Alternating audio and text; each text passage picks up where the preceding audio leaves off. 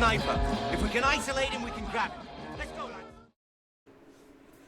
Hello, I'm Johnny, and today I'm highly recommending In the Name of the Father, a Irish-British film taking place during a time in Northern Ireland called The Troubles. This is one of the best historical criminal justice movies ever made, and stars the brilliant Daniel Day-Lewis. The film starts in the year 1974, during the Troubles, a conflict between Unionists, who are largely Protestant, wanting Northern Ireland to remain part of the United Kingdom, and Nationalists, or Republicans, who wanted Northern Ireland to become part of the Republic of Ireland. Nationalists were overwhelmingly Roman Catholic. The conflict was complicated, with many dimensions beyond religious affiliation. Bombings and guerrilla-style tactics were used by the Irish Republican Army, or IRA, against British and Northern Irish targets. On the 5th of October 1974, the IRA detonated two 6-pound bombs at two pubs in Guildford, Surrey, England. These pubs were targeted because they were popular with British Army personnel. 4 soldiers and 1 civilian were killed, and 65 people were wounded. The event took place at the height of the Troubles, at a time when British law was hardened against terrorism. The police could hold suspects without charges for up to a week. The public and government were incensed by the violence, which was spreading from Ireland to England. The police, under enormous pressure to apprehend IRA bombers, would wrongfully arrest and coerce confessions out of a group which would come to be known as the Guildford Four, including Gerry Conlon, the focus of the film, who is played by Daniel Day-Lewis. The wrongful arrests would extend to others, becoming the Maguire Seven, which would include Conlon's father, Giuseppe, brilliantly played by Pete Postlethwaite.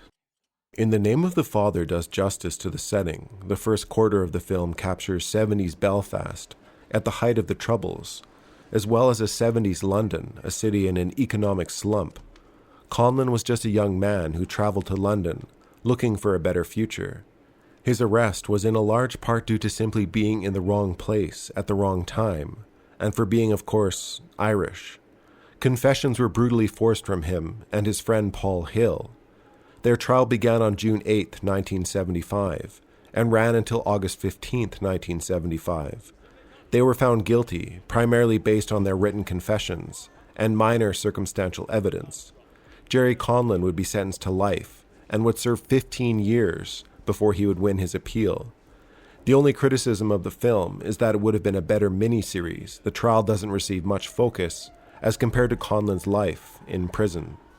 Conlon's experience in prison is the focus of much of the film, in particular his relationship with his father, which allows the audience to develop much sympathy for Conlon, beyond just a victim of the criminal justice system. Most powerful are the scenes where Conlon involves himself with his appeal, and the campaigns for justice taking place across Britain. The film captures the emotional turmoil one must feel attempting to trust British society and law in a court once again. A campaign for justice requires hope, a hard thing to restore, after looking police in the eye, while they comfortably lied you into a life sentence. Conlon suffered in jail, and even after his release, he suffered nervous breakdowns, addiction, and attempted suicide. In many ways, his sentence ran his lifetime, even after being released. The film sadly had no time to follow Conlon after his release from jail. The Guildford Four were freed October 19, 1989, after the Court of Appeal in London ruled that the police had fabricated handwritten interrogation notes. Most crucially, the police were found to have falsely claimed they were unable to locate a witness who was with Conlon at the time of the bombings. Though Conlon was freed, no police were ever convicted of any crime in the case. Alright, I'm Johnny. Do check out In the Name of the Father. This movie should be captivating for most people. It further offers some real historic lessons important to understanding our own criminal justice systems.